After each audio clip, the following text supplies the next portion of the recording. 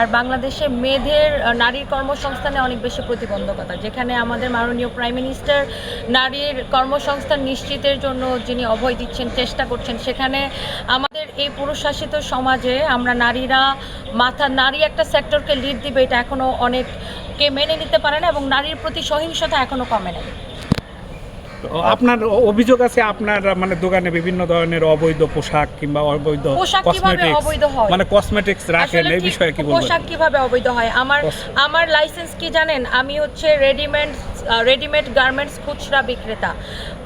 তার মানে কি, আমি একজন খুচরা বিক্রেতা, আমার কিন্তু ইম্পোর্ট লাইসেন্স না, আমি খুচরা বিক্রি করি।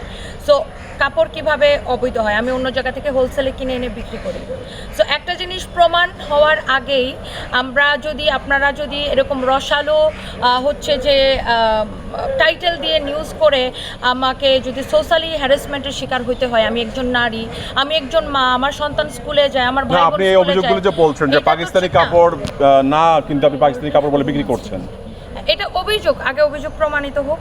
আপনার যে লাইভ করেন তার কমেন্টে অনেকেই লিখে যে আপনি অনলাইনে যেটি দেখান ডেলিভারি দেওয়ার সময় এরকম সেই কমেন্ট পণ্যটা কেউ পায় না। করে না। আপনি একটা কমেন্ট দেখান প্লিজ, শো মি। তো নিউজে হয়েছে না, নিউজ তো অনেক কিছু হয় ভাই, নিউজ তো রসালো, আপনারা ভিউ বাড়ানোর জন্য অনেক কিছু নিউজ করেন না, এখানে কেউ ভিউ বাড়াচ্ছে না। আপনার যিনি অভিযোগ করেছেন তিনি একজন সুপ্রিম কোর্টের আইনজীবী, তাহলে উনি কি মিথ্যা অভিযোগ করেছেন?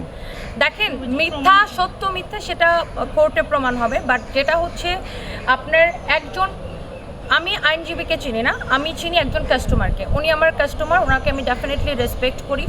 এখন আপনি দেখেন, আমরা যদি ডেইলি 1000 কাস্টমারকে সার্ভিস দেই, সেখানে যে কোনো কোম্পানির 1-2 জন কাস্টমারের কমপ্লেন থাকতেই পারে, সেটাকে সমাধান করাই হচ্ছে আমাদের দায়িত্ব এবং কর্তব্যের মধ্যে পড়ে। এইটা হয়তো বা আমাদের কোম্পানির কারো অবহেলার কারণে এইটা আমরা ওইভাবে সমাধান করতে পারি নাই দেখে আজকে আমরা হাইকোর্টের দ্বারস্থ। তাহলে এখন কি করবেন? এখন যা করবে মহামান্য হাইকোর্ট করবে। এখন কি পাকিস্তানি পণ্য রাখবেন আরো? এখন ওর তো না করে দিল, রাখবো কি রাখবো না, পূর্ণাঙ্গ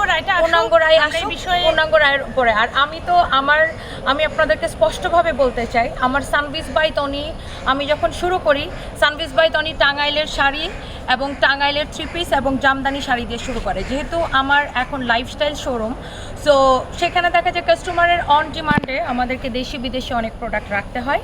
সো সেটা আমরা যে ধরনের প্রোডাক্টই রাখি সেটা আমরা প্রপারলি ডকুমেন্টস সহই আমরা রাখবো ইনশাআল্লাহ। আদালতে আসার পর আপনার শিক্ষা কি হলো বা কি মানে সামনে কিভাবে? যেহেতু আমি আদালতে আসার পরে আমি প্রত্যেকটা স্টেপ আমার এই 13 তারিখের পরে যে জার্নিটা, প্রত্যেকটা, কারণ আমি এটার জন্য প্রস্তুত ছিলাম না বা আমি এই বিষয়ে আসলেই অবগত ছিলাম না। আমি অনেক কিছু শিখেছি যে হাউ টু ডিল, আমি কখন কোন সিদ্ধান্ত নিব বা কখন আমার কিভাবে এটার স্টেপ নেওয়া উচিত।